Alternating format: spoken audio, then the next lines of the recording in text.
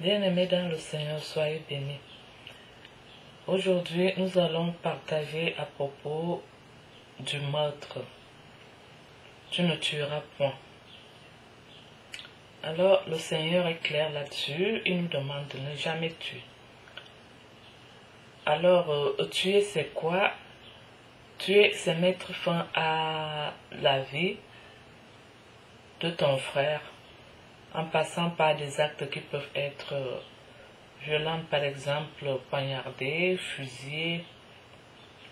Nous avons aussi notre façon de tuer qui concerne les avortements. Avorter, c'est tuer.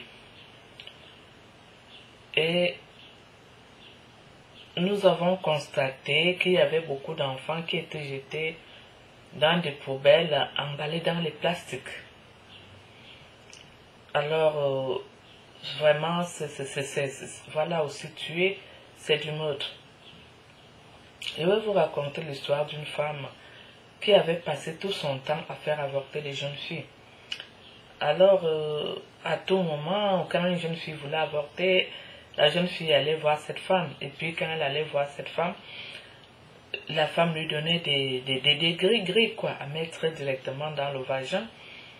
Des gris avec tout ce que cela comportait comme bactéries et tout, parce qu'en fait, elle partait cueillir des herbes dans des champs mal entretenus et tout, et puis elle donnait aux jeunes filles pour mettre dans le vagin. Beaucoup de jeunes filles ont perdu leur vie à cause de ces pratiques, et non seulement que beaucoup de jeunes filles ont perdu leur vie à cause de ces pratiques, parce que en fait, ça ne réussissait pas à tous les coups. Il y a certains coups où tout échouait, tout basculait. Et donc, en fait,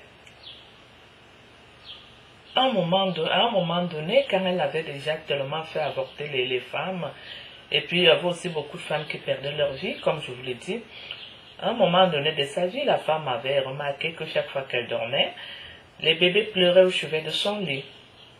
Elle va à la cuisine, les bébés pleurent au chevet de son lit. Elle va pour faire les courses, les bébés pleuraient au chevet de son lit. Alors elle ne savait plus quoi faire, elle a commencé à pleurer et puis c'était vraiment une malédiction et une souffrance qu'elle ne pouvait pas supporter. Elle se retrouvait également enceinte à son tour. Quand elle s'était retrouvée enceinte à son tour, elle est partie pour accoucher. En allant accoucher, elle est partie mourir sur la table d'accouchement.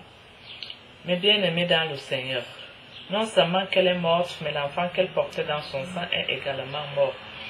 N'oubliez pas que le Seigneur nous dit clairement que qui tue par l'épée périra par l'épée. À force d'avoir éliminé autant de vies, tu vas vraiment le payer. Quand nous vivons selon les commandements de Dieu, nous sommes libres. Le Seigneur nous demande de ne pas tuer, de ne pas accepter verser le sang humain. C'est un choix de tout un chacun. Il y a des personnes qui avaient pris la décision dans leur vie de ne jamais faire ça. Mais il y a d'autres personnes qui le font. Bon, donc vraiment c'est interdit. Tuer c'est interdit. Versant le sang innocent c'est interdit. Mais bien aimés dans le Seigneur, je vous appelle vraiment à la conversion. Convertissons-nous.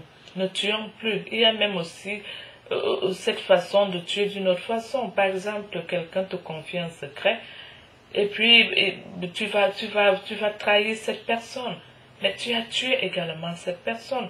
La personne t'a fait confiance, mais toi, en retour, tu as trahi la personne. Et la personne se retrouve dans des problèmes. Mais bien aimé dans le Seigneur, soyez bénis.